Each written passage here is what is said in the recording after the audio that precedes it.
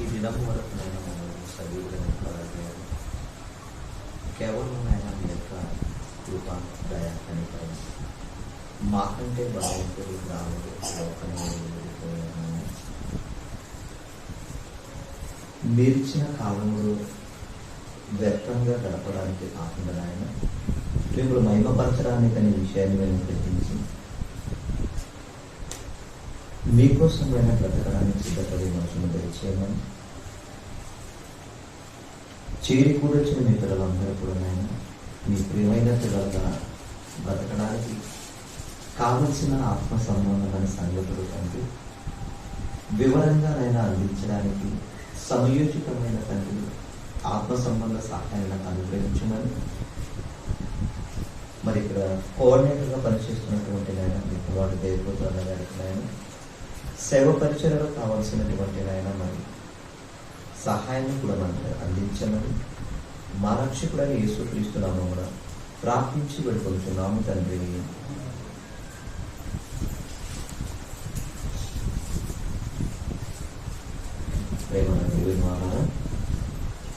చేరి కూర్చిన మీ అందరికీ మన రక్షకుడని యేసుక్రీస్తునామమున శుభావందనాలు. మరి ఇకపోతే ఎంబీటీఎస్ మరి మాస్టర్ ఆఫ్ బైబిల్ థియాలజీ ప్రథమ సంవత్సరంలో ఒక పాఠాన్ని మనం నేర్చుకున్నామండి. మాస్టర్ ఆఫ్ బైబిల్ థియాలజీ ప్రథమ సంవత్సరం ఒక పాఠాన్ని మనం నేర్చుకుందాం. ఈ ప్రపంచంలో పదార్థాలన్నీ కూడా 3 రకాలుగా ఉంటాయండి. పదార్థాలుగా నీరు ఒక పదార్థం, నూనె ఒక పదార్థం, అలాగే మిగిలిన ఈ యొక్క బాటిల్, మైక్, సెల్ ఫోన్ ఇది ఒక పదార్థం. అలాగే ఫ్యాన్ తిరుగుతుంది, ఇందులో గాలి వస్తుంది కదా. అయితే గాలి కొన్ని రకాల మరి గ్యాస్ ఉంది కదా, వాటిలో కూడా గాలి ఉంది.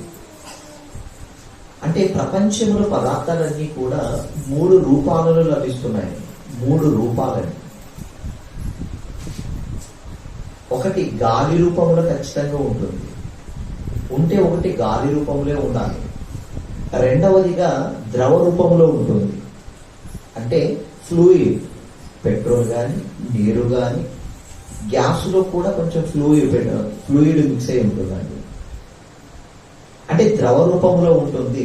మరొకటి ఘన రూపం అండి, అంటే గట్టిగా,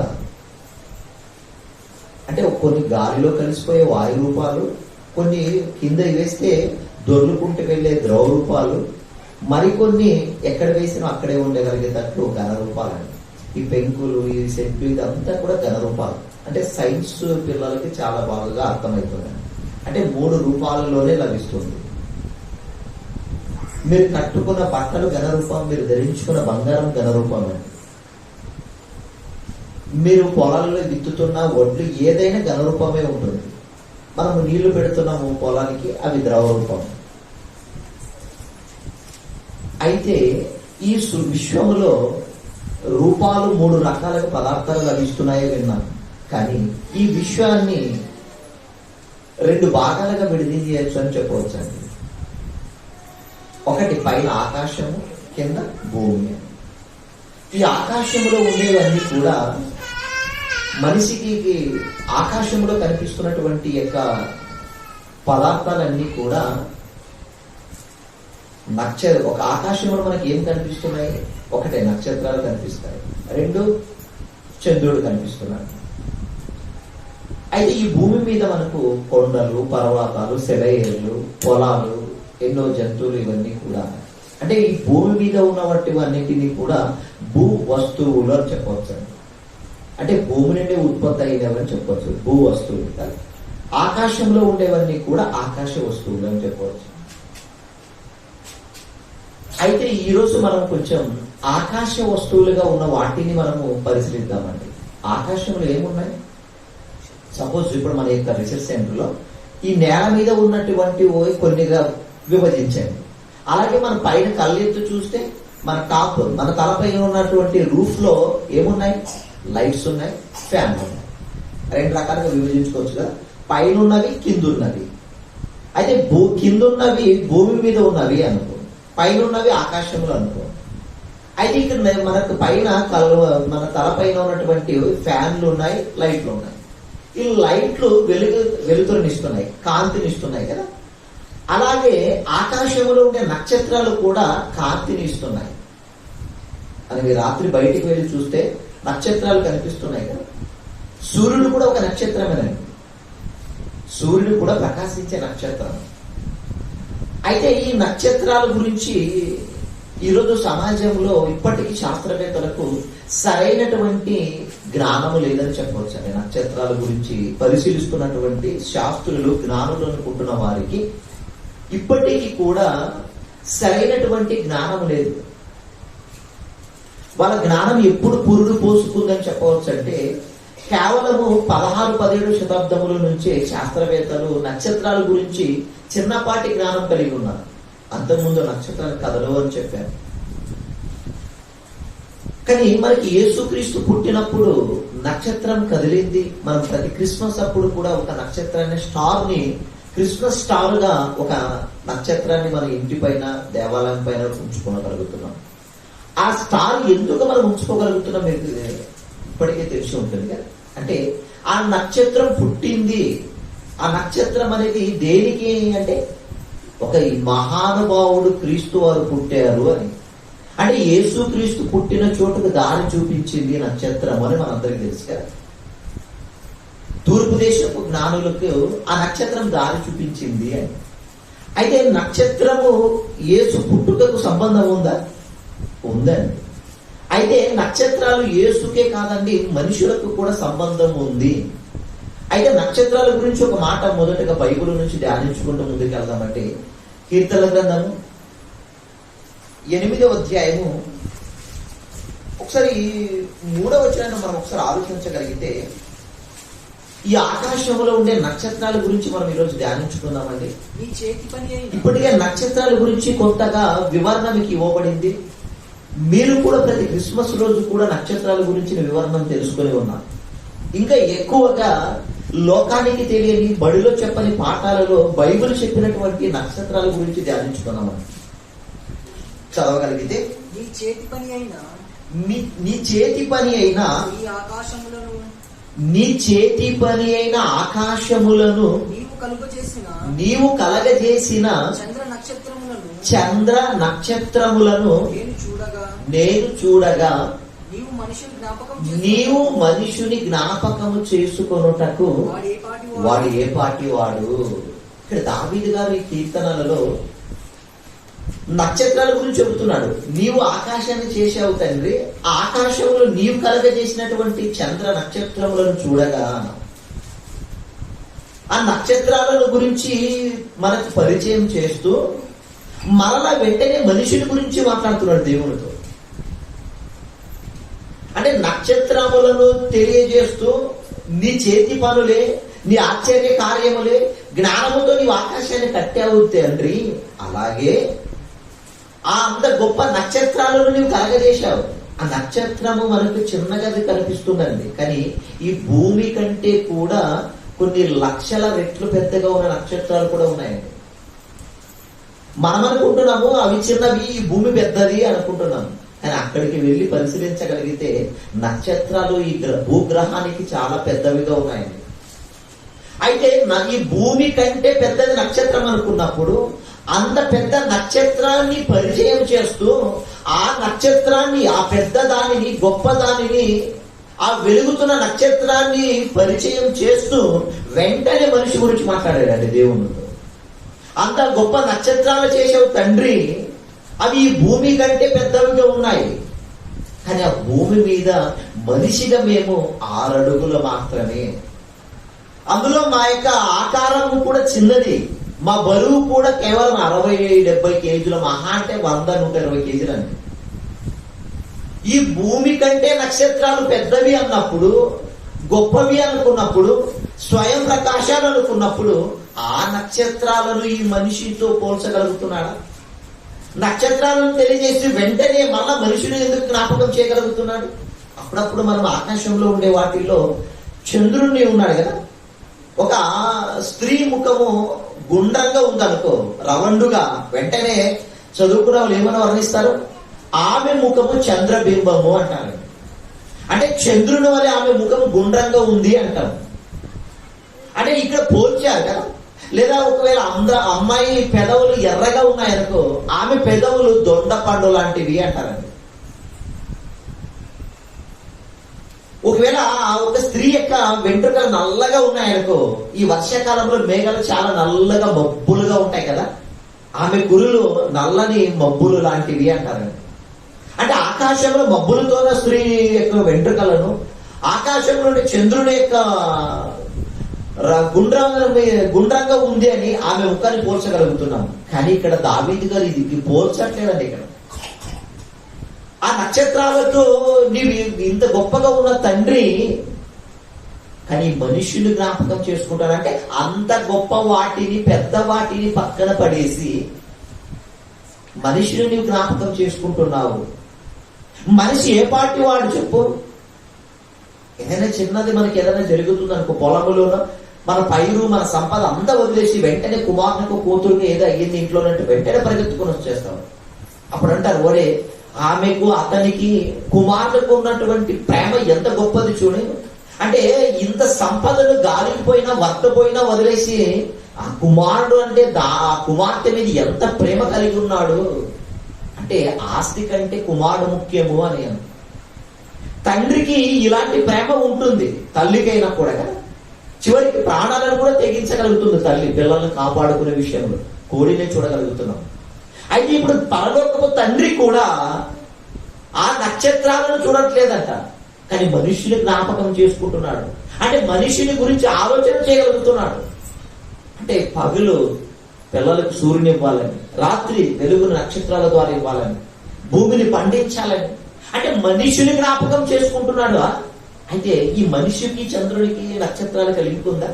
మనిషినికి నక్షత్రాలకు లింక్ ఉందా కదా? మరొకసారి ఆ మాట చదవగలిగితే, నీవు కలగజేసిన చంద్ర నక్షత్రములను చూడగా మనిషిని జ్ఞాపకము చేసుకోవటకు వాడు ఏ పాటి వాడు?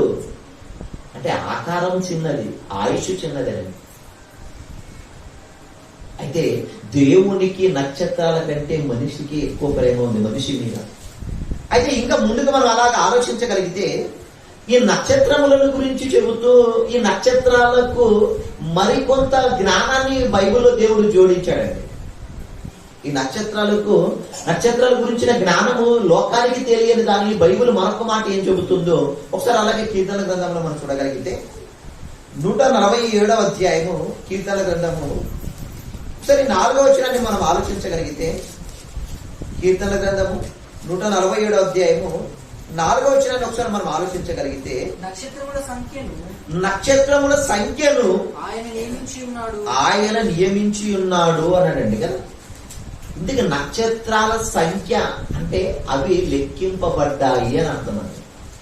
నక్షత్రముల సంఖ్య లెక్కింపబడింది అన్నాడండి. మరి ఈరోజు శాస్త్రవేత్తలు ఏమంటారు? నక్షత్రములను లెక్కించలేము అంటున్నారండి. నక్షత్రాలు ఎన్ని ఉన్నాయంటే కోట్ల కొలది నక్షత్రాలు ఉన్నాయి అంటారు. అలాగే ఇలాగ కోట్ల కొలది నక్షత్రాలు ఉన్నాయి, అవి చాలా పెద్దవి అంటున్నారు. కానీ బైబిల్ నక్షత్రాలు లెక్కింపబడింది అన్నారు కదా. అయితే నక్షత్రాలు లెక్కించారు అనుకున్నాం కదా. అయితే ఈ నక్షత్రాలకు గురించి మరలా బైబిల్ మరికొంచెం ముందుకు వెళ్దామండి కదా. ఈ నక్షత్రాల గురించి అదే యోబు గ్రంథంలో ఒకసారి 38వ అధ్యాయము 31వ వచనాన్ని ఆలోచించగలిగితే, నక్షత్రాలు లెక్కింపబడ్డాయి, అలాగే నక్షత్రాలకు పేర్లు కూడా ఉన్నాయని బైబిల్ చెబుతుందండి. ఒకసారి చూడగలిగితే యోబు గ్రంథం 38వ అధ్యాయము 31వ వచనం ఒకసారి చూడగలిగితే, కృతిక నక్షత్రమును నీవు బంధింపగలవా? మృగ శీర్షికకు కట్లను విప్పగలవా? వాటి కాలములో నక్షత్ర రాసులను వచ్చునట్లు నీవు చేయగలవా అన్నాడండి. అంటే ఇక్కడ నక్షత్రములను ఇంకా సప్తర్ష నక్షత్రములను అన్నాడు. అంటే సప్త అంటే 7, ఉపనక్షత్రములను వాటి అంటే ఇక్కడ మనం తెలుసుకోవాల్సిన మాట ఏంటంటే నక్షత్రముల సంఖ్య ఉంది, నక్షత్రములకు పేర్లు కూడా పెట్టబడ్డాయి అని గమనించాలి. నక్షత్రములకు పేర్లు కూడా పెట్టబడ్డాయి. మన ఇంట్లో మనం తండ్రి పిల్లలను కనుక్కున్నప్పుడు కన్న తర్వాత పిల్లలకు సంవత్సరముల పేర్లు పెట్టగలుగుతాడు కదా, తను పుట్టించిన వాటిని, పుట్టించిన పిల్లలకు. అలాగే సంఖ్య కూడా తెలిసి ఉంటుంది, ప్రతి తండ్రికి తెలుసు నాకు ఇంతమంది పిల్లలు ఉన్నారు. ఎందుకంటే ఆయనే వాటిని కలుగజేసుకున్నాడు కదా, ఆయన ద్వారా వచ్చారు కదా పిల్లలు. అలాగే దేవుడు కూడా తన నోటి ద్వారా తన మాటతో కలుగజేసిన నక్షత్రముల సంఖ్యను కూడా లెక్కించాడు. అలాగే వాటికి గమనము కూడా ఉంది అని తెలియజేస్తున్నాడు. వాటి వాటి కాలములో నక్షత్ర రాశులు వచ్చునట్లు నీవు చేయగలవా అన్నాడు. అంటే గుంపులు గుంపులుగా కూడా ఏవో బయలుదేరుతున్నాయి, సింగిల్ గా కూడా ఏవో బయలుదేరుతున్నాయి, నక్షత్రాలు కదులుతున్నాయి అని చెప్పగలిగాడండి. మన ఇంట్లో పిల్లలు ఉన్నారనుకో, మన ఇంట్లో పిల్లలు ఒకవేళ ఎంత వేగంగా, 1 సంవత్సరం పిల్లోడు ఎలా కదులుతున్నాడు, 2 సంవత్సరాల పిల్లోడు ఎంత కదులుతున్నాడు, ఒక 10 సంవత్సరాల పిల్లోడు ఎంత పరిగెత్తుతున్నాడు అని తెలుసు కదా. ఒకవేళ కాళ్ళు లేకున్న పిల్లోడు ఇంట్లో ఉన్నాడు అనుకో, వాడు కదలలేడు అంటున్నాడు. లేదా కొంత నిదానంగా కదలగలుగుతున్న పిల్లలు వాడు నిదానంగా వెళుతాడు అంటాడు. కానీ కలిగజేసిన వానికి, ఆ కన్న తండ్రికి పిల్లల గురించి అంతా తెలుస్తుంది. ఎవడు ఎక్కువ పరిగెత్తగలుగుతున్నాడు, ఎవడు నిదానంగా వెళ్ళగలుగుతున్నాడు, ఎవడు చిన్న పిల్లడు ఒక 6 నెలలు 7 నెలలు అనుకో, ఆ పిల్లోడు ఏంటి అలా 4 కాళ్ళతో వెళ్తాడు కదా, దొర్లుకుంటూ. అయితే దేవుడు నక్షత్రాలు కదులుతున్నాయని కూడా చెప్పాడు ఇక్కడ. కానీ నక్షత్రాలు కదలవు అని చెప్పి 17వ శతాబ్దం వరకు కూడా చెప్పారండి. నక్షత్రాలు కదలవని చెప్పారు. కానీ ఎడ్మండ్ హేలీ అనే ఒక శాస్త్రవేత్త నక్షత్రాలను పరిశీలించి అవి కదులుతున్నాయని చెప్పారు 17వ శతాబ్దంలో. కానీ యేసుక్రీస్తు పుట్టింది 1వ శతాబ్దంలో అనుకుంటే, అప్పటిలోనే ఆయన పుట్టినప్పుడే నక్షత్రాలు కదులుతున్నావని రాయబడింది. అలాగే యోబు గ్రంథములు ఇప్పుడు మనం చూసాం కదా, ఇది క్రీస్తు కంటే ముందు అంటే, క్రీస్తు కంటే కూడా సుమారుగా ఒక 14 నుంచి 1800 సంవత్సరాలండి ఆ గ్రంథం రాయబడడానికి. అంటే ఈ నక్షత్రాలు క్రీస్తుకు పూర్వం 14వ శతాబ్దము లేదా 18వ శతాబ్దములోనే కదులుతున్నాయని చెప్పి రాయబడింది. వాటి వాటి కాలంలో నక్షత్ర రాసులను వచ్చునట్లు నీవు చేయగలవా అని. ఇప్పుడు మీరున్నారు కదా, మొదట కొంతమంది వచ్చారు, నేను రావడానికంటే ముందు కొంతమంది వచ్చారు, నేను వచ్చిన తర్వాత కొంతమంది వచ్చారు, ప్రసంగం ప్రారంభమైన తర్వాత కొంతమంది వచ్చారు, ఇంకా ప్రసంగానికి మధ్యలో వచ్చేవాళ్ళు కూడా ఉండాలి. కానీ ఇక్కడ మనకి ఇష్టమైనట్టు టైం అండి. మేమైతే టైం బోధకులు ఏం చెప్తాం, 8, 7:30 లేదా 8 గంటల కానీ మేము టైం చెప్తాము. కానీ మా టైం చెప్పిన ప్రకారం, మాట ప్రకారం మీరు రాలేరు. కానీ నక్షత్రాలకు దేవుడు టైం చెప్పాడు, ఆ టైం ప్రకారం ఖచ్చితంగా వస్తున్నాయండి. హేలీ అని ఒక తోక చుక్క ఉంది కదా, దానిని ఆలోచించగలిగితే అది సుమారుగా భూమికి ఇన్ని సంవత్సరాలకు ఒకసారి దగ్గరకు రావాలని ఉంది. చదివిన వాళ్ళకి బాగా తెలిసింది కదా. అంటే హేలీ అనే తోక చుక్క భూమికి ఖచ్చితంగా అన్ని సంవత్సరాలకు ఒకసారి వస్తుంది. మనము వేరే ఊరికి ఇచ్చినటువంటి మన కూతురు సంవత్సరంలో పండుగలు ఉంటాయనుకో, క్రిస్మస్ అన్నారనుకో, ఒక సంవత్సరానికి, లేదా మధ్యలో గుడ్ ఫ్రైడే వచ్చింది అనుకే, అంటే 6 నెలలకు ఒకసారి ఇంటికి రావడమో లేదా సంవత్సరానికి ఒకసారి రావడం మనకు ముందే తెలిసి ఉంటుంది. కానీ నక్షత్రాల గురించి కూడా దేవునికి తెలుసు, ఏవి ఏ టైంకి వస్తున్నాయని. అయితే నక్షత్రాలకు సంఖ్య ఉందని మీరు గ్రహించారు, నక్షత్రాలు కదులుతున్నాయని తెలుసు, నక్షత్రాలకు పేరుందని తెలుసు. ఇంత గురించి మీకు ఈ నక్షత్రాల గురించి ఎందుకు చెప్పాలనుకున్నాం మేము? ఈరోజు మన పాఠం పేరు జన్మ నక్షత్రము. పాఠం పేరు మీరు ఇప్పుడు రాసుకుంటే, పాఠం పేరు ఏంటి? జన్మ నక్షత్రం. అంటే జన్మ అంటే ఏంటి? పుట్టుక. అంటే తల్లి గర్భములో శరీరాన్ని ధరించుకొని రావడమే జన్మ అంటారు. అంటే జన్మించినప్పుడు నక్షత్రం ఉందా? హైందవులు అయితే చక్కగా ఒక పేరు పెట్టాలనుకుంటే, ఆ కుమార్తె లేదా కుమారుడు ఏ దినము ఎన్ని గంటలకు పుట్టాడని చెప్పి వాళ్ళకుండేటువంటి పెద్దల దగ్గరికి వెళ్ళి చెబితే ఆ టైమును బట్టి ఆ నక్షత్రము తిథి వీటన్నిటిని బట్టి ఆ పేరు నియమిస్తారండి. అంటే పుట్టినటువంటి ఆ యొక్క గడియను బట్టి, పుట్టిన దినాన్ని బట్టి, ఆ కాలాన్ని బట్టి, ఆ నక్షత్రమును బట్టి ఆమెకు ఒక పేరు నియమిస్తారండి. అంటే పుట్టిన టైమును బట్టి, ఆ జన్మ ఆ కాలాన్ని బట్టి కదా. అయితే ఇప్పుడు మనకు బైబిల్ ఈ నక్షత్రాల గురించి ఏం చెబుతుందండి కదా. ఇప్పటికే మీకు కొంచెం ఏంటి పాఠంలో నక్షత్రాల గురించే ఉంది, ఇది బడిలో చెప్పే పాఠంలాగా ఉన్నాయి అనుకుంటారండి. అంటే బైబిల్ అనేది బడిలో చెప్పని పాఠం చెబుతుందండి. ఈరోజు ఈ నక్షత్రానికి మన జన్మకు లింక్ ఉందా? అయితే ఈ నక్షత్రములు మనకు నేర్పుతున్న బ్రతుకు పాఠాలు ఏంటి? కాబట్టి ఈ కనిపిస్తున్న నక్షత్రాల గురించి మనము చాలా జ్ఞానం నేర్చుకోవాల్సింది ఉంది బైబిల్ ప్రకారం. ఒకసారి ఇంకా కొంచెం ముందుకెళ్ళగలిగితే ప్రేమైన వాళ్ళరా, ఇప్పుడు ఒకసారి ఎఫెసీయులకు రాసిన పత్రిక 2వ అధ్యాయం 10వ వచనము, లేదా మనకు సమయం తక్కువ వస్తుంది కాబట్టి మీ అందరికీ అది తెలుసు కదా. ముందుగా సిద్ధపరిచిన సత్క్రియలు అన్నాడండి. అంటే ముందుగా సిద్ధపరిచిన సత్క్రియలు అంటే వాక్యమైన సత్యమైన క్రీస్తు కోసం బ్రతకడానికి ఈ లోకానికి వచ్చాను. అంటే పని ఉండి మనం ఈ లోకానికి వచ్చాము. అయితే అలాగే అందరూ ఎఫెసీయులకు రాసిన పత్రిక 1వ అధ్యాయం 4-6 వచనాలలో ఒక మాట ఉంటుందండి కదా. యేసుక్రీస్తు ద్వారా తనకు కుమార్తెగా స్వీకరించడానికి దేవుడు మనకు జన్మనిచ్చాడు.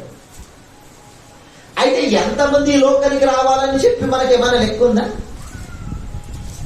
ఈరోజు భారతదేశ జనాభా సుమారు ఒక 120 కోట్ల పైబడి అనుకో.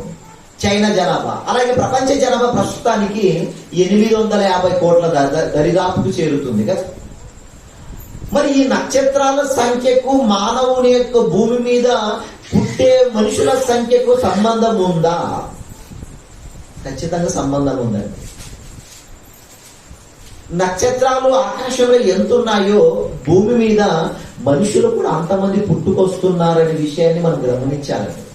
అందుకే పాఠం ఏంటి? జన్మ నక్షత్రము అంటున్నాం. అంటే ఎవరి జన్మకు ఈ నక్షత్రాలకు సంబంధం ఉంది?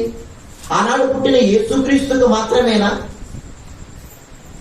భూమి మీద దేవుని కోసం బ్రతుకుతున్న వారి కోసం నక్షత్రం ఖచ్చితంగా ఆకాశంలో వెలుస్తున్నాయి, దేవుని కోసం బ్రతకగలుగుతున్న వారికి. అయితే ఈ నక్షత్రాలు ఇంకా మనకు నేర్పుతున్న పాఠాలు ఏంటి? ఎలా మనకు ముడిపడి ఉన్నాయి? మరి బైబిల్లో ఈ మనుషుల పుట్టుక విషయం గురించి ఏమైనా చెప్పాడా అని ఆలోచించగలిగితే, అబ్రహాం గారితో దేవుడు ఒక సందర్భాన్ని మాట్లాడుతున్నాడు కదా. అబ్రహాం గారితో దేవుడు మాట్లాడిన మరి సందర్భాన్ని ఒకసారి ఆదికాండంలో మనం చూడగలిగితే, ఆదికాండం 15వ అధ్యాయంలో ఒకసారి 5వ వచనాన్ని ఒకసారి మనం ఆలోచించగలిగితే, ఆదికాండం 15వ అధ్యాయం 5వ వచనంలో ఆయన వెలుపలికి అతన్ని తీసుకొని వచ్చి నీవు ఆకాశం వైపు తేరు చూచి నక్షత్రములను లెక్కించుటకు నీ చేతనైతే లెక్కించుమని చెప్పాను. నీ సంతానము అలాగు అగును అన్నాడు. అంటే ఏంటి? మరి అబ్రహాం గారిని దేవుడు మరి బయటికి తీసుకొచ్చి ఆకాశం వైపు చూపించి నక్షత్రాలను చూపించి నీకు ఎంతమంది పిల్లల్లో నేను ఇస్తానని చెప్పి ఎందుకు చెప్తున్నాడు దేవుడు? నీ చేతనైతే ఆకాశ నక్షత్రములను లెక్కించు, అలాగా మరి ఆకాశ నక్షత్రముల వలె విస్తారమైనటువంటి పిల్లలను, కుటుంబాన్ని నీకు ఇవ్వగలుగుతున్నాను అంటున్నాను నేను. నక్షత్రాల గురించి ఎందుకు చూపించాను అబ్రహాం గారితో? అంటే ఈ నక్షత్రాలకి మనకి ఏమైనా సంబంధం ఉందా? సంబంధం ఉందో లేదో ఒకసారి చూద్దాం కదా. అలాగే ఒకసారి సంఖ్యాకాండము 24వ అధ్యాయము 7వ వచనాన్ని ఒకసారి ఆలోచించగలిగితే, యేసుక్రీస్తు ఎప్పుడో పుట్టగలుగుతున్నాడు అనుకుంటే, ఏ గోత్రంలో పుట్టగలుగుతున్నాడో ఆ గోత్రాన్ని మరి తెలియజేస్తూ, మరి యేసుని గురించి ఆ యొక్క మరి యాకోబు 12 మంది కుమారులలో రాబోతున్న విధానాన్ని గురించి కూడా ఒకసారి మాట్లాడుతున్నాడు కదా. అబ్రహాంతో మాట్లాడాడు దేవుడు, నక్షత్రాలు వలె నీ సంతానము అభివృద్ధి చెందుతుంది అని. అలాగే ఒకసారి యేసుక్రీస్తు ప్రస్తావన కూడా ఒకసారి చూడగలిగితే, సంఖ్యాకాండము 24వ అధ్యాయము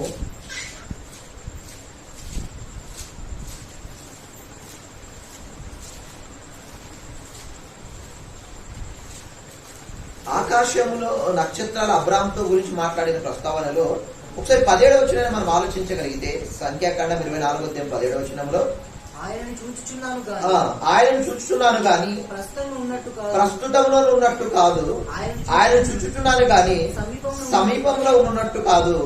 నక్షత్రము యాకోబులో ఉదయించును, రాజదండము ఇశ్రాయేలులో నుండి లేచును అన్నాడండి కదా. నక్షత్రము యాకోబులో ఉదయించును అన్నాడండి. నక్షత్రము యాకోబులో ఉదయించును అన్నాడండి. అంటే యాకోబు 12 మంది కుమారులలో ఒక గోత్రము యూదా గోత్రం అండి కదా. యూదా గోత్రపు సింహముగా యేసుక్రీస్తు వారు జన్మించారు. అంటే అబ్రాహాముతో ప్రస్తావన జరిగింది, అలాగే యేసుక్రీస్తు విషయంలో కూడా ప్రస్తావన జరిగిందండి కదా. మరి అయితే ఈ యేసుక్రీస్తు పుట్టినప్పుడు మన నక్షత్రం ఏమన్నా యాకోబులో నక్షత్రం ఉదయించును అన్నాడండి. ఒకసారి మరి ఆ ప్రస్తావన మనం ఒకసారి మత్తయి సువార్తలో ఒకసారి చూడగలిగిన, ఒకసారి మత్తయి సువార్తలో కూడా మరి యేసుక్రీస్తుని గురించిన ప్రస్తావన కదా. 2వ అధ్యాయము ఒకసారి 1వ వచనాన్ని ఒకసారి ఆలోచించగలిగితే, మత్తయి సువార్త 2వ అధ్యాయము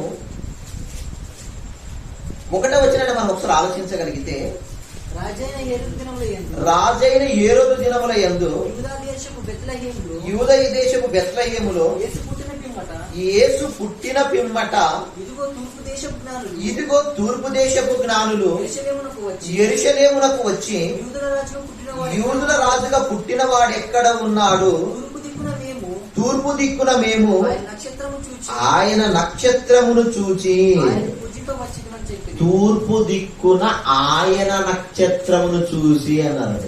ఎవరి నక్షత్రము? యేసుక్రీస్తు నక్షత్రం అండి కదా. అంటే యేసుక్రీస్తు భూమి మీద పుట్టగలిగితే, మరియ గర్భములోన బెత్లెహేములో పుట్టగలిగితే, మరి ఆయన పుట్టినప్పుడు ఆయన గురించి ఒక నక్షత్రం ఆకాశంలో వెలిసిందా? మరి అంతకుముందు ఆ నక్షత్రం లేదా? లేదండి. ఒకసారి ఆ మాట మనలా మనం ధ్యానించగలిగితే కదా, తూర్పు దిక్కున మేము ఆయన నక్షత్రమును చూచి, తూర్పు దిక్కున ఆయన నక్షత్రమును చూచి అన్నాడండి. ఎవరి నక్షత్రము? ఆయన అనగా యేసుక్రీస్తు అన్నారు. మరి అక్కడ యేసుక్రీస్తు నక్షత్రమును చూసి అన్నారు. అంటే యేసుక్రీస్తు నక్షత్రం అంటే యేసు జన్మకు సంబంధించిన నక్షత్రమే కదా. అయితే ఇప్పుడు జన్మ నక్షత్రం, క్రీస్తు జన్మ నక్షత్రం అని చెప్పుకొని చదవచ్చా? పాఠం ఏంటి? జన్మ నక్షత్రము అన్నమాట. మరి ఇప్పుడు యేసుక్రీస్తు పుట్టినప్పుడు ఆ నక్షత్రం ఆకాశంలో వెలిసిందంటే మరి జన్మ నక్షత్రముగా పిలువబడగలుగుతుంది కదా. మరి అయితే ఈ యేసుక్రీస్తు జన్మ నక్షత్రముగా మనము ఆ యొక్క నక్షత్రాన్ని గురించి కొంతగా ఆలోచించాం. ఆ నక్షత్రం అలాగా మరి యేసు ఉన్న చోటుకి దారి చూపించగలిగింది అని. అంటే తూర్పు దేశపు జ్ఞానులు నక్షత్రం ఆకాశంలో వెలిస్తే భూమి మీద మహానుభావుడైన క్రీస్తు పుట్టాడని చెప్పి జ్ఞానముతో వాళ్ళు వెతకడానికి వచ్చారండి దేశాన్ని వదిలి. మరి ఈరోజు ఎన్నెన్నో మరి ఆధునిక టెక్నాలజీ కలిగినటువంటి శాస్త్రవేత్తలు జ్ఞానులు అనుకుంటున్నారు. ఒక అమెరికాలో ఉన్న నాసా శాస్త్రవేత్తలైనా లేదా మిగిలిన దేశాలలో అంతరిక్షాల గురించి పరిశీలిస్తున్నటువంటి ఎంతో శాస్త్రవేత్తలు ఉన్నారు. జ్ఞానులను పేరు పెట్టుకున్న వీళ్ళు ఈనాటికి కూడా జ్ఞానపు సంగతులను తెలుసుకోలేకపోయారండి. గడ్డాలు విషయాలు పెట్టుకుని కోట్ల రూపాయలతో పరిశీలన చేయగలుగుతున్నారు, కానీ జ్ఞానాన్ని సమాజానికి ఇప్పటికి ఇవ్వలేదండి. కానీ ఆనాటి తూర్పు దేశపు జ్ఞానులు మాత్రం గొప్పవాళ్ళండి. మహానుభావుడు పుట్టాడు, ఆయన్ని పూజింపవచ్చేది అని. ఆనాటి జ్ఞానులకు ఈనాటి జ్ఞానులకు ఉన్నటువంటి జ్ఞానం ఎంతో గొప్పది ఆధునికంగా అనుకున్నా ఈనాటికి కూడా క్రీస్తుని రక్షకుడుగా అంగీకరించలేకపోతున్నారండి శాస్త్రవేత్తలు. క్రీస్తునే కదండి తండ్రే లేడనగలుగుతున్నారండి, దేవుడు లేడని చెప్పగలుగుతున్నారు జ్ఞానులు అనుకుంటున్నటువంటి శాస్త్రవేత్తలందరూ కూడా. కాబట్టి ప్రేమైన వాళ్ళరా, మరి ఈ తరంలో మనము జ్ఞానులుగా మనము ఈ తరంలో ఉన్నామని చెప్పవచ్చండి క్రైస్తవులు. అందులో మరి ముఖ్యంగా బైబిల్ ఓపెన్ సిటీ వాళ్ళు మహాజ్ఞానాన్ని బైబిల్లో వెలికి తీస్తూ శాస్త్రవేత్తలను సైతం మిగిలిన హేతువాదులకు సైతం బైబిల్ తప్పు కాదని, బైబిల్ బంగారం లాంటిదని, బ్రతుకు పుస్తకం అని ఎన్నో పాఠాలు ఈ లోక సమాజానికి అందించగలుగుతున్నారు. ఆ జ్ఞానుల్లో మీరు కూడా జ్ఞానులుగా చేరి సంఘంగా కూడి ఉన్నారు. చాలా ధన్యులండి మీరందరూ కూడా. మనం ఇంకా జ్ఞానాన్ని ధ్యానించగలిగితే ఇంకా గొప్ప సంగతులు తెలియజేయబడుతున్నాయి కదా. ఒకసారి కొరింథీయులకు రాసిన మరి మొదటి పత్రిక 15వ అధ్యాయంలో యేసుక్రీస్తు వారు గొప్పగా మహానుభావుడు ఇక్కడ పుట్టాడు. మరి మనము కూడా ఈ తరంలో జన్మించాం కదా. మనకంటే ముందు కూడా ఎంతో మంది జన్మించారు. కానీ కొందరు దేవుణ్ణి నమ్మి, కొందరు గొప్పవాళ్ళుగా దేవుడికి హతసాక్షులుగా బ్రతకగలిగారు. మరికొంత మంది ఆ కాలంలో కూడా యేసుని ఎదిరించిన వాళ్ళు ఉన్నారు, మోసేని ఎదిరించిన వాళ్ళు ఉన్నారు. తెలుసుకొని బ్రతికి కూడా మధ్యలో వెళ్ళిపోయిన వాటి వాళ్ళు ఉన్నారండి. ఎంబ్రేలాగా. అంటే భూమి మీద మనిషికి తన మనస్తత్వం వేరుగా ఉంటుంది. ఒక దేశంలో వారు మరో దేశంలో ఒక రకంగా ఉంటారండి. అయితే నక్షత్రాలకు కూడా భేదం ఉందా? ఒకసారి ఆ మాట చూడగలిగితే కొరింథీయులకు రాసిన మరి మొదటి పత్రిక 15వ అధ్యాయం 40-41 వచనాలను ఒకసారి ఆలోచించగలిగితే, కొరింథీయులకు రాసిన మొదటి పత్రిక 15వ అధ్యాయం 40-41 వచనాలను ఆలోచించగలిగితే, మరియు ఆకాశ వస్తు రూపములు కలవు, భూ వస్తు రూపములు కలవు. మొదట చెప్పాం కదా, ఆకాశ వస్తువులుగా ఒక భాగాన్ని వర్గీకరించాము, భూ వస్తువులుగా ఒక వర్గీకరించామండి. ఆకాశ వస్తువులు ఒక రూపము, భూ వస్తువులు ఒక రూపము. ఆకాశ వస్తువుల రూపముల మహిమ వేరు, భూ వస్తువుల మహిమ వేరు. సూర్యుని మహిమ వేరు, చంద్రుని మహిమ వేరు, నక్షత్రముల మహిమ వేరు. మహిమను బట్టి ఒక నక్షత్రమునకు మరి ఒక నక్షత్రమునకు భేదము కలదు. నక్షత్రములకు మహిమ ఉంది కదా, కానీ నక్షత్రాలలో కూడా ఒక నక్షత్రానికి మరొక నక్షత్రానికి తేడా ఉంది అన్నాడు. ఒక బడిలో విద్యార్థులు ఉంటారు కదా, అందులో ఒకరికి నుంచి ఒకరికి జ్ఞానం ఉండొచ్చు, ఒకరికి ఎక్కువ ఉండొచ్చు, ఒకరికి తక్కువ ఉంటుంది. అయితే నక్షత్రాలలో భేదం ఉంది కదా, మనుషులలో కూడా భేదాలు ఉన్నాయో లేని మీరు ఆలోచించండి. భక్తి విషయంలో కానీ, జ్ఞానం విషయంలో కానీ, ఇచ్చే విషయంలో కానీ, పాడే విషయంలో కూడా. అంటే నక్షత్రాలలో వ్యక్తులు మరి భేదాలు ఉన్నట్టు, అంటే సామర్థ్యమును బట్టి కదా, అలాగే మనుషులలో కూడా, భక్తులలో కూడా సామర్థ్యాలు కనిపిస్తున్నాయి. మోసే దేవుని ఇల్లంతటిలో నమ్మకం ఉంది కదా, ఒక దావీదు దేవుని ఇష్టానుసారుడు కదా, ఒక యోబు యథార్థవంతుడు కదా, ఒక యేసుక్రీస్తు వారు దేవునికి ప్రియమైన కుమారుడు. అయితే ఈ నక్షత్రాల గురించి మనం కొన్ని విషయాలు తెలుసుకున్నాం. అయితే ఇంకా మనుషుల గురించి ఇంకా నక్షత్రాలతో పోల్చగలుగుతున్నాడు. ఒకసారి ఫిలిప్పీయులకు రాసిన పత్రిక 2వ అధ్యాయము 16వ వచనంలో ఒకసారి ఆలోచించగలిగితే, పౌలు ఫిలిప్పీయులకు రాస్తూ ఆ సంఘానికి తెలియజేస్తూ ఈ నక్షత్రాల గురించి మరలా మనుషులను పోల్చుతున్నాడండి, భక్తులను పోల్చగలుగుతున్నాడండి, సువార్త సేవకులను పోల్చగలుగుతున్నాడండి, పరిశుద్ధంగా బ్రతుకుతున్న వారి బ్రతుకులను నక్షత్రాలతో పోలుస్తున్నాడండి.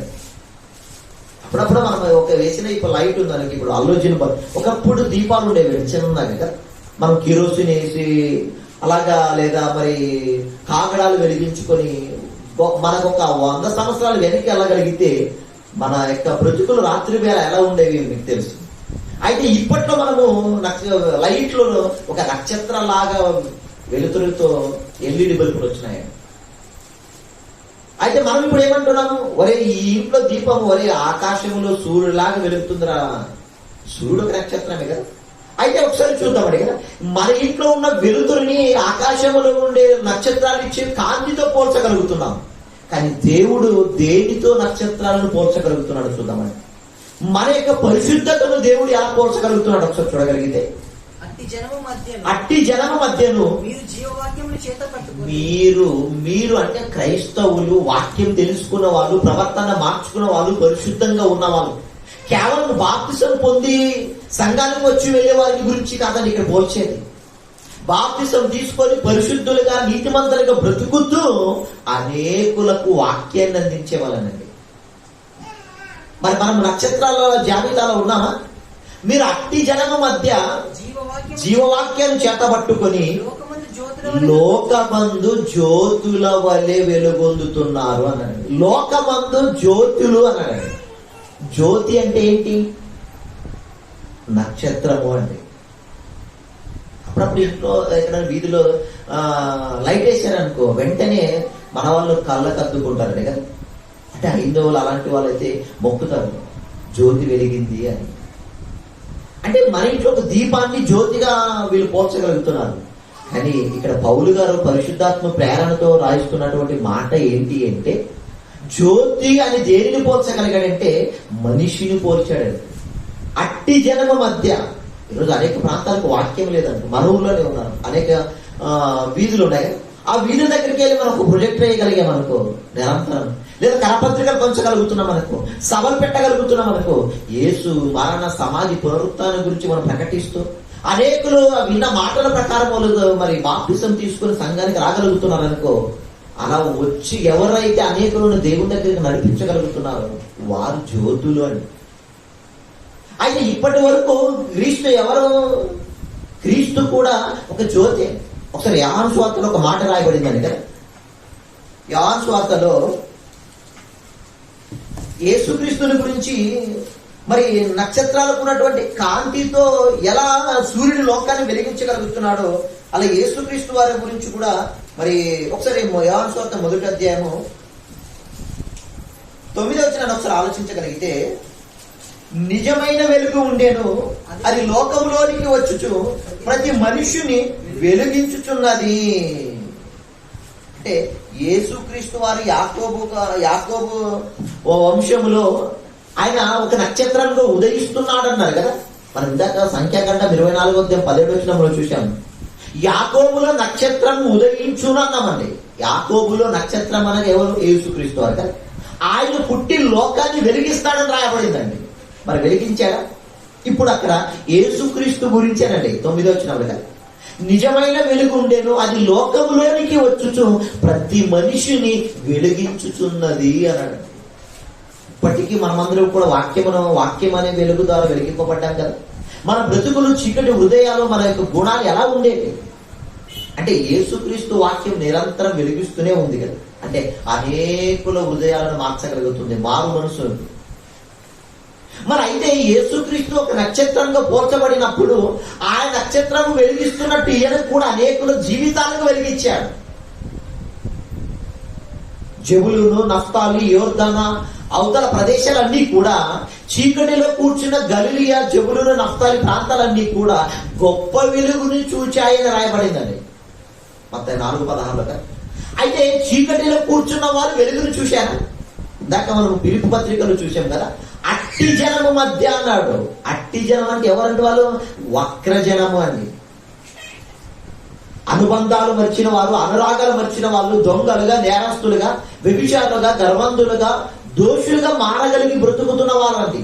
దేవుడు లేడనుకున్న వారు కదా, దేవుడికి భయపడేది వారు కదా, తల్లిదండ్రులు గౌరవించేది వాళ్ళు కదా, సమాజానికి ద్రోహులుగా మారగలుగుతున్న వారు. అంటే మానవత్వము, దైవత్వము, విలువలు లేకుండా బ్రతకగలుగుతున్న వారు వక్రజనము అండి, చీకటి జనం అని చెప్పవచ్చండి. మన భాషలో అన్యులు అంటున్నాం కదా. అంటే ఇలాంటి వారి మధ్య నక్షత్రం ఏం చేయగలగాలి? యేసుక్రీస్తు అలాంటి చీకటి ప్రదేశాలలో ఉండి అనేకులను వెలిగించాడు. మరి అయితే నీవు నేను నక్షత్రమే కదా, మనము కూడా నక్షత్రమే కదా. ఆ పిలుపు పత్రిక మరొకసారి చూడగలిగితే, అట్టి జనము మధ్య మీరు జీవవాక్యాన్ని చేత పట్టుకొని లోకములో జ్యోతులుగా వెలుగొందుతున్నారు అన్నాడండి. ఎవరు? ఫిలిప్పి సంఘాన్ని గురించి పౌలు గారు రాశారు. మరి ఈరోజు మనము ఒక సంఘమే కదా. మరి ఈ పెద్ద తుమ్ములంలో ఉంటున్న మన సంఘమైన కోసిలో మరొక సంఘాలైనా కూడా మనము వెలిగింపబడుతున్నామా ఈ తరములో? సార్ మేము వెలిగింపబడ్డాం సార్, మనసు మార్చుకున్నాం, క్రీస్తును రక్షకుడిగా అంగీకరించే పేరు మార్చుకున్నాం, ఇంట్లో నుంచి సంఘానికి వస్తాం, తిరిగి ఇంటికి వెళ్తాం. అలాంటి వారి జ్యోతులు కాదండి. ఎవరి జ్యోతి? అనేకులను వెలిగించే వారేనండి. అనేకులను వెలిగించాలి. ఒకవేళ ఒక ఊరు నుంచి ఈ ఊరికి పెద్ద తుమ్మలానికి ఒక సంబంధాన్ని ఇచ్చారనుకో, అయితే ఆ ఇంటి నుంచి వేరే ఊరు నుంచి వచ్చినటువంటి ఒక స్త్రీ కోడలుగా ఈ ఇంటిలోకి వచ్చిన తర్వాత అత్తను వెలిగించిందా? పోనీ మామూలు వెలిగించగలిగిందా? ఆ మరుదులను బంధువులు కుటుంబంలో ఉన్నవారైనా ఒక దేవునికి అందరూ రాగలుగుతున్నారా? ఎక్కడో పెళ్లికి ముందు బాప్తిసాలు తీసుకున్నారు, ఎక్కడో సంఘానికి సాహసంలో ఉన్న వాళ్ళు, కానీ ఈ పెళ్లి అయిన తర్వాత ఉన్న భక్తి కూడా ఊడిపోతుందని. పెళ్లికి ముందు ఆ ప్రాంతంలో చక్కగా మనం పాటలు పాడడానికి ముందుగానే స్త్రీలుగా ఉండేవాళ్ళు, పెళ్ళైనప్పుడు పురుషులు కూడా అలాగే ఉన్నారు. అంటే మనం వెలుగుతున్నామా, ఆరిపోయిన దీపాలుగా ఉన్నామా? పెళ్ళైతే ఆరిపోతాం, కష్టాలు వస్తే ఆరిపోతాం, సుఖాలు వచ్చినా ఆరిపోతామండి. అంటే అంటే నడవవలసిన క్రీస్తు మార్గంలో నడవలేకపోతున్నామండి. అంటే మనం అందరం ఎలాంటి వాళ్ళంటే మార్గం తప్పి తిరిగే చుక్క లాంటి వాళ్ళమండి. కాబట్టి ప్రేమైన వాళ్ళరా, నక్షత్రాల గురించి ఇంకెవరి గురించి రాయబడింది ఒకసారి మనం ఆలోచించగలిగితే, దానియేలు గ్రంథము 12వ అధ్యాయం ఒకసారి 3వ వచనాన్ని ఆలోచించగలిగితే అక్కడ నక్షత్రాల గురించి మళ్ళా ఇంకేం రాయబడింది? బుద్ధిమంతులైతే ఆకాశ మండలములోని బుద్ధిమంతులైతే ఆకాశ మండలములోని జ్యోతి, అంటే నక్షత్రం అనగా జ్యోతి అనగా ఒకటే. ఆకాశ మండలములో జ్యోతి అంటే నక్షత్రాలు. నక్షత్రాలను పోలిన వారై ప్రకాశించెదరు. ప్రకాశించాలి అంటే ఆ నక్షత్రం బయట ప్రకాశిస్తుందా? అయితే నీవు కూడా క్రీస్తును ధరించిన తర్వాత ప్రకాశించాలంటే ఏది ఉండాలి? వాక్యం ఉంటేనే నువ్వు వెలుగుతావు. అంటే యేసుక్రీస్తు వెలుగుగా వాక్యముగా ఈ లోకానికి వచ్చాడు. ఆ వాక్యాన్ని 66 పుస్తకాలు ఇప్పుడు మనకు ఉంది. ఈ వాక్యాన్ని దినవారాత్రములు ధ్యానించగలుగుతున్నావా? ధ్యానించి హృదయంలో పదిలపరచుకోగలుగుతున్నావా? అయితే అప్పుడు నీ నోట, నీ హృదయం అనే ధననిధిలో నుండి సద్విషయాలు బయటకు వస్తున్నాయండి. నీ శరీరం నుంచి సత్క్రియలు బయటకు జరుగుతాయండి. అంటే క్రీస్తు పనులు, క్రీస్తుని గురించిన మాటలు నీలో ఉన్నాయా? ముసలామ ముచ్చట్లే ఉన్నాయా? వ్యక్తమైన మాటలే ఉన్నాయా? ఆ సినిమాలు అయితే మిగిలిన క్రికెట్ గురించి సొల్లు కవర్లు ఏమనుకుంటున్నాయా? ఆట పాటల గురించి మాత్రమే మాట్లాడగలుగుతున్నాము మనము? ఒకసారి ఆలోచించండి ప్రేమైన వాళ్ళం. మనము ఎలాగ నక్షత్రాలుగా ఉన్నామా? ఆకాశ మండలములోని జ్యోతులను పోలిన వారై ప్రకాశించెదరు. నీతి మార్గమును, నీతి మార్గము, నీతి ఎవరండి? క్రీస్తు. నీతి చిగురు క్రీస్తు కదా. క్రీస్తు మార్గాన్ని అనుసరించి నడుచుకున్నట్లు ఎవరు అనేకులు అన్యుల దగ్గరికి వెళ్ళి ప్రొజెక్ట్ వేశారా? సువార్త కార్యక్రమాలు పెట్టారా? కరపత్రికలు పంచారా? వీధి సువార్తలా? లేదా మైకుల ద్వారా ఏ విధంగా అనేకులను సంఘానికి తీసుకురాగలుగుతున్నారు? దేవునితో సమాధాన పరచగలుగుతున్నారు? పాపాలు ఒప్పుకునేటట్లు చేయగలుగుతున్నారు? పాత జీవితాన్ని విడిచిపెట్టేటట్లు చేయగలుగుతున్నారు? పరిశుద్ధులుగా, యథార్థవంతులుగా, నిర్దోషులుగా బ్రతకడానికి చెడిపోతే బ్రతుకుందని, క్రీస్తే మార్గమని క్రీస్తు దగ్గరికి ఎవరైతే అనేకులను తీసుకురాగలుగుతున్నారు, ఇలాంటి విషయాలు చెప్పి వారే నిజమైన జ్యోతులు. వారు ఎలాగ ప్రకాశించగలుగుతున్నారు చెప్తున్నాడు. చదవండి మరొకసారి ఆ మాటని కంటిన్యూ. ఎవరైతే అనేకులను దేవుని వైపు త్రిప్పుదురో, మనసును మార్చగలుగుతున్నారో క్రీస్తు మాటలు చెప్పి, వారు అలాంటి వారు, ప్రచురపరిచే వాళ్ళు, బోధకులే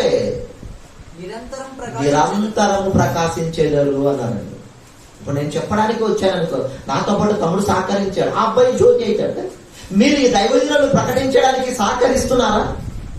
వాళ్ళతో పాటు మీరు కూడా వెళ్ళగలుగుతున్నారా? అయితే మీరు జ్యోతులు అన్నాడండి. అంటే ఒక్క మాటలో మీకు ఇప్పుడు ఏమర్థం అవ్వాలంటే, ఎవరు తండ్రి పని, క్రీస్తు పని చేయగలుగుతున్నారు వారు జ్యోతి అండి. వారు వెలిగింపబడిన వాళ్ళండి. బాప్తిసంతో మీరు వెలిగింపబడినట్టు కాదండి. బాప్తిసం తదనంతరము మన బ్రతుకు, మనం చేసే పనిని బట్టి అండి. మరి ఇప్పటికీ ఎంతమంది మనం ఇక్కడ జ్యోతులుగా ఉన్నాము కదా. ఇక్కడ డైరెక్ట్ గా మీరు మాటలు వింటున్న మీరైనా, లైవ్ ద్వారా వింటున్న వారైనా కూడా, చెబుతున్న నేనైనా కూడా నిజంగా మనం జ్యోతిగా ఉన్నామా? అయితే రోజు 1 గంట అయినా దేవుని పని, దేవుని వైపు చెప్పడానికి మనం ఏ రూపంలో పని చేయగలుగుతున్నాం? మనమే 1 అరగంట చదవలేమో. మనం ఎవరిని చెప్పగలుగుతున్నామండి?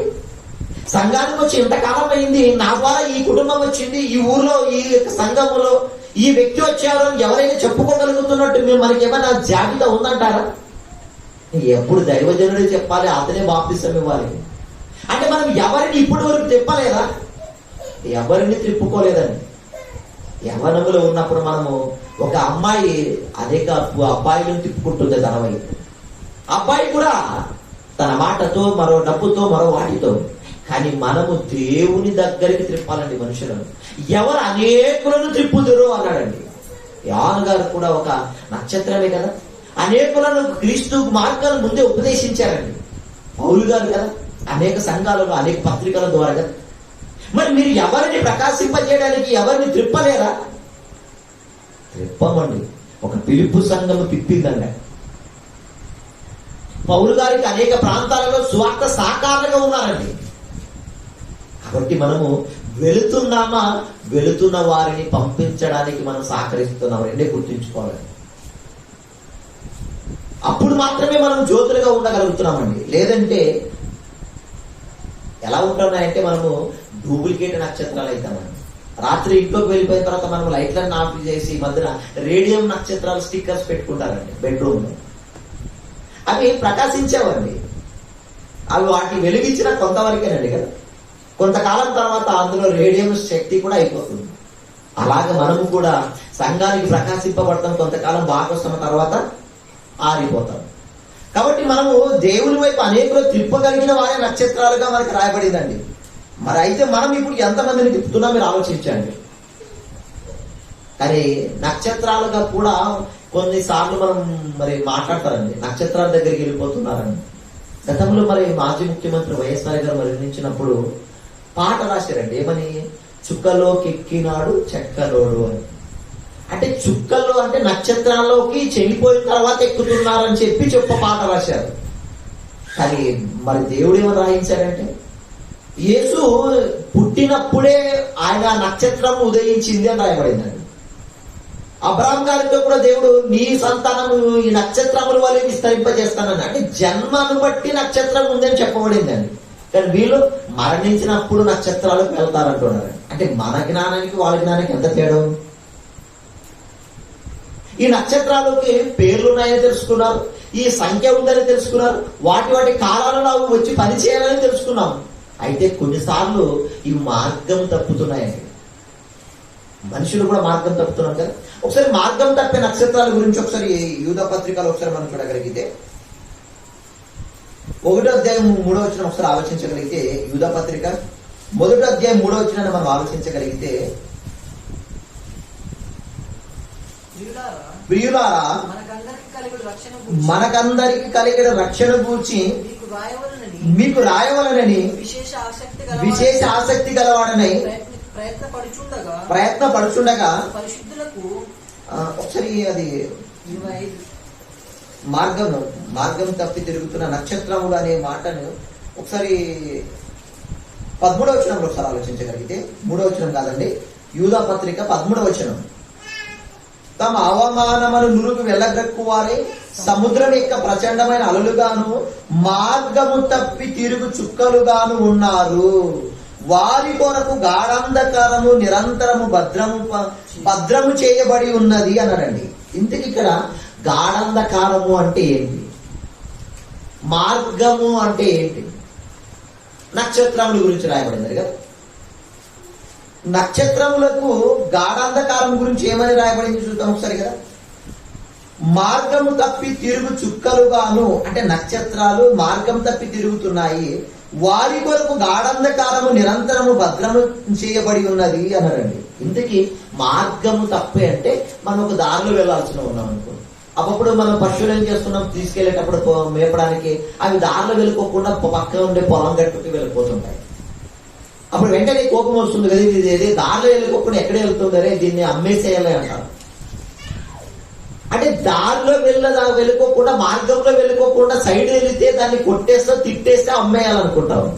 ఇప్పుడు మనలను కూడా దేవుడి భూమి మీద మార్గంలో ఉండడానికి పంపించాడు. మన జన్మకు ఒక కార్యం ఉంది, అది దేవుని మహిమపరచాలని, క్రీస్తు కోసం బ్రతకాలని. కానీ ఈరోజు మన మార్గంలో ఉన్నామంటారు. ఇలా మార్గము తప్పి తిరుగులు ఒక నక్షత్రం తిరిగింది అనుకో, కక్ష అని అంటారండి. ఆ కక్ష ఆర్బిట్ లో తిరగాలి. ఒకవేళ తప్పింది అనుకో, ఖచ్చితంగా ఎక్కడికి వెళ్ళిపోతుంది అంటే అది బ్లాక్ హోల్ లోకి వెళ్ళిపోతుందని, చీకటి బిలంలోకి వెళ్తుందని. అంటే అందులో ఉంటేనే అది, లేదంటే అది బయటికి వెళ్ళిపోయింది అనుకో, వేస్ట్ పడేయాల్సిందే. ఒకవేళ మనం కూడా మరి స్త్రీలు మీరు పిండి రుబ్బేస్తారు గ్రైండర్లోకి వేసి, కానీ అందులో నుంచి పిండిలో ఉన్నటువంటి ఒకవేళ ఏదైనా విత్తనాలు అనుకో, వేరుశనగ అనుకో, అందులో ఉండి అది తిరుగుతున్నప్పుడు అక్కడే అది ఉందనుకో, ఆ యొక్క గ్రైండర్ లో ఆ విత్తనం నీకు పనికొస్తుందండి. అది పేస్ట్ గా మారి దాన్ని చట్నీగా మార్చుకున్నాం. ఒకవేళ ఎగిరి కింద పడింది అనుకో, వెంటనే ఏం చేస్తాం, దాన్ని ఏది చెత్త కుప్పలో బయటపడేస్తాం. అంటే అందులో ఉంటేనే, గ్రైండర్ లో ఉంటేనే దాన్ని వాడుకోగలుగుతాం, లేదంటే వెంటనే దాన్ని కాళ్ళు త్రొక్కేసే చెత్త కుప్పలో పడేస్తామని. అయితే మనము కూడా మార్గంలో ఉండాలని చెప్పి దేవుడు నిర్ణయించుకున్నాడండి. అంటే దాన్ని దాటి వెళ్ళిపోతే వెంటనే దానికి జీవితం లేదండి. అంటే ఒక జాతరకు మీరు వెళ్ళారనుకో, పిల్లలకి చేయి పట్టుకొని నడిపించుకొని వెళ్ళిపోతారు. కానీ మీ తల్లి దగ్గర నుంచి దూరం అయిపోయాడు అనుకో, ఆ బిడ్డ ఎవడో ఎక్కడ ఎత్తుకోలేదు, దొంగలు ఏం చేస్తాడో తెలియదండి. అలా ఒక దగ్గరలో అంటి పెట్టుకొని ఉండాలి, మార్గాన్ని అంటి పెట్టుకొని, బిడ్డ తల్లిని అంటి పెట్టుకొని ఉంటే ఆ బిడ్డకు క్షేమం అనుకుంటే, ఈరోజు మనము కూడా మార్గాన్ని అంటి పెట్టుకొని ఉండాలండి. ఆ మార్గము దేవుడు కదా, ఆ దేవుడిని తెలియజేయడానికి క్రీస్తు వచ్చారండి. కానీ మార్గం తప్పిన వారికి పరిస్థితి ఎలా ఉంటుందో ఒకసారి ఆదికాండములో మనం ఒకసారి ఆలోచించగలిగితే, ఆదికాండములో ప్రేమైన వాళ్ళరా ఒకసారి 6వ అధ్యాయం 12వ వచనంలో కదా, మార్గం తప్పి తిరిగే చుక్కలతో అవి చీకటిలోకి వెళ్ళిపోతాయండి, వెన్నటికి బయటికి రావండి. దేవుడు భూలోకమును చూసినప్పుడు అది చెడిపోయి ఉండెను. భూమి మీద సమస్త శరీరులు తమ మార్గమును చెరిపి వేసుకొని ఉండేది. మార్గము చెరిపి వేసుకొని ఉన్నారంట. ఇంతకీ మార్గం ఉందా? నక్షత్రాలకు కక్ష ఉంది, మార్గం ఉంది. ఆ కాలంలో ఆ మార్గంలో ఖచ్చితంగా తిరుగుతుందండి. అయితే భూమి మీద ఉండే మనుషులకు కూడా మార్గాలు ఉన్నాయా? మార్గం ఉందండి. యేసుక్రీస్తు వారు మాట్లాడారు కదా, నేనే మార్గము అన్నాడు. నా మార్గములోకి ఎవరైనా రావాలి, నా మార్గము ద్వారానే పరలోకానికి వాడికి బాట. నేనే మార్గం, సత్యం, జీవం, నా ద్వారా తప్ప ఎవరు తండ్రి దగ్గర. మరి ఈరోజు మనం మార్గంలో ఉన్నామా? క్రీస్తు బోధించిన మార్గంలో నడవగలుగుతున్నామా? బాప్తిస్మం అయితే తీసుకున్నాం, పని ఎక్కడ ఉంది? పరిశుద్ధత ఎక్కడ ఉందండి? పవిత్రత ఎక్కడ ఉందండి? క్షమాగుణం ఎక్కడ ఉందండి? యేసు నేను మార్గము అన్నాడు. ఆ మార్గములో మీరేమి చేయించున్నారు, క్షమించే తత్వాన్ని చూపించాడు. నేను సాత్వికుడు, దీనత్వం కలిగిన వాడు అన్నాడండి. నేను తండ్రి ఇష్టాన్ని నెరవేర్చడానికి వచ్చానన్నాడు. అంటే యేసు క్రీస్తు పోలికతో మనం బ్రతకగలుగుతున్నామా? వాక్యమై ఉన్న క్రీస్తు కదా, వాక్యం ఏం చెప్పగలిగితే అలా బ్రతకాలండి. అప్పుడు మన మార్గంలో ఉన్నవారు అండి. మరి ఇప్పుడు ఆలోచించగలిగితే ఎన్ని నక్షత్రాలు ఈ భూమి మీద మార్గంని చెరిపి వేసుకున్నాయో మీరు మర్చిపోండి. మార్గం ఎరుగని వాళ్ళు ఎంతమంది ఉన్నారు? క్రీస్తుని గురించి వాక్యం తెలియని వాళ్ళు కదా, తెలిసినా కూడా ఇంకా సైడ్ తొక్కి వాళ్ళు ఎంతమందిగా ఉన్నారు మీరు ఆలోచించండి. ఏంటమ్మా ఇంకా నష్టం తిప్పుతున్నా, ఏంటే చుట్టపీడి, ఇంకా మద్యం, ఇంకా వ్యభిచారం, ఇవన్నీ అంటే ఇంకా ఇది మార్చుకోలేను సార్ అంటే, ఇదొకటే నాకు ఉంది సార్ అంటే ఇంకా నువ్వు మార్గంలో లేవని అర్థం. అప్పుడప్పుడు వచ్చే వాళ్ళు ఉంటారు, వీళ్ళు కూడా మార్గం తప్పిన వాళ్ళు. సంవత్సరానికి ఒక్కసారి పండగలకి చర్చికి వచ్చే వాళ్ళు ఉంటారు. వీళ్ళంతా మార్గం, లోకం అనే కలిసిపోయినారు, లోకంలో తిరిగి వచ్చేవాళ్ళు. అవి మార్గం తప్పిన చుక్కలే. వీటన్నిటి బతుకుల గురించి ఏం చెప్తున్నాడు కదా అక్కడ. అలా మార్గం తప్పి తిరిగిన వారి గురించి దేవుడు ఆకరములో జలప్రలయం ద్వారా నాశనం చేసేసాడండి. వాళ్ళకి మొదటి మరణం వచ్చింది అని అనుకుంటాం, కానీ మనకి ఈ తరములో మొదటి మరణం ఉంది, రెండవ మరణం కూడా ఉందండి. ఈ మార్గం తప్పి తిరిగిన చుక్కలు ఎలాంటి వాళ్ళంటే ప్రకటన 21:8 ఉంటుందండి కదా, అబద్ధికులు, వేషధారులు, అంటే శరీర కార్యాలుగా బ్రతుకుతున్న వారు, శరీరానుసారంగా బ్రతుకుతున్న వారందరూ కూడా మార్గం తప్పి తిరిగిన వాళ్ళు. దేవుడు ఆత్మ ఫలాలతో దేవుడు పోలిక, దేవుని యొక్క స్వరూపం మనకి ఇచ్చినప్పుడు ఆ పోలిక స్వరూపంతో భూమి మీద బ్రతకాలి. మరి ఎవరు బ్రతుకుతున్నామండి? మన మార్గాన్ని మనం ఒకసారి పరిశీలించుకోవాలి. విన్న వాటిని నేను పాటించగలుగుతున్నానా, విన్నవి విడిచిపెట్టి కొట్టుకొని వెళ్ళే వారిగా ఉన్నానని మనం ఆలోచించాలి. చాలా మంది విన్నవి విడిచిపెట్టే వారిగా ఉన్నాం, అంటే కొట్టుకుపోవడానికి రెడీగా ఉన్నాం. పాతాళం అనే ఆ చీకటి పిలము మనం లాగుతుందండి. అది నోరు తెరిచి ఉంది కదా, మార్గంలో ఉన్నంత కాలం నిన్ను అది ఏం చేయలేదండి. ఆ కక్ష దాటావా లాగేస్తుందండి. కాబట్టి మనం అందరం కూడా కక్షలు దాటుకోకుండా దేవుడిలో ఉండాలి. మరి దేవుడు ఒకసారి మనం మొదటి ఒక మాట చూసాం కదా, కీర్తన గ్రంథం 8వ అధ్యాయం ప్రారంభంలో ఒక మాట చూసామండి. ముగింపులోకి వెళ్దామండి కదా. ప్రారంభంలో ఒక మాట ఏం చూసాము? నీవు కలగజేసిన చంద్ర నక్షత్రములను చూడగా మనిషిని జ్ఞాపకం చేసుకున్నటకు వాడే పాటి వాడు అన్నాడు. మనిషిని జ్ఞాపకం చేసుకుంటున్నాడా? అసలు మనిషి కంటే హిమాలయ పర్వతాలు ఎంత గొప్పగా ఉన్నాయో మీరు ఆలోచించండి. మనిషి కంటే బలమైన ఏనుగు ఎంత పెద్దది, ఎంత ఎత్తులో ఉన్నాడు జిరాఫ్ని ఆలోచించండి. ఈ భూమి మీద ఇన్ని రకాల 84 లక్షల సుమారు వర్గాల జాతుల జీవరాశులలో మనిషిని మాత్రమే దేవుడు ఎక్కువ చూడగలుగుతున్నాడా? ఎందుకు? మరి మీరందరూ నా దగ్గరికి రావాలి అని. అందమైన నక్షత్రాలను ప్రతిరోజు మీరు చూస్తున్నారు కదా, అవి ఎంతగా ప్రకాశిస్తున్నాయో మీరు కూడా జీవముతో వాక్యముతో ఉంటేనే ప్రకాశిస్తారు.